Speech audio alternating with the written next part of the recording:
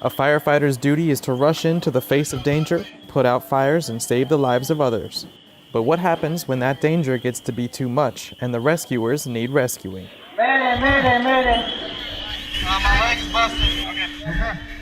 So every year we have 100 line of duty deaths, average across the country, from firefighters. So that's what we're here for, is to try to give the guys the ability and the skill set to limit that number as much as possible.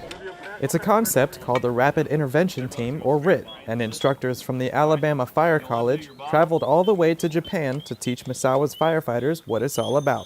So really this is a class centered around firefighters. Most of the training that we do as firemen are about rescuing civilians. And the concept of rescuing down firemen is something that a lot of places just aren't familiar with.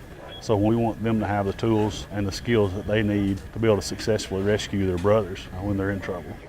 These airmen learn techniques that they may not have seen before, but will now be able to use not only if one of their brothers goes down, but also if they find themselves trapped.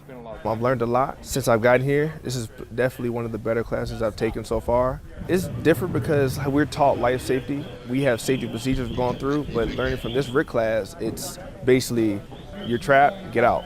No, you're not worried about the different steps of safety. You're worried about just getting yourself out, and that's a real life situation. So I felt like this has been very successful so far. The instructors brought a non-military perspective and wanted to make this training as realistic as possible because in an emergency situation, it's all about reacting quickly and saving lives.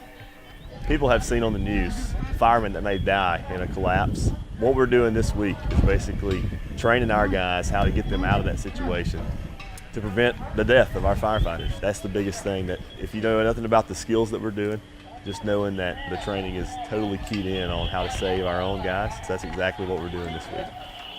Petty Officer Ben Larscheid, Misawa Air Base, Japan.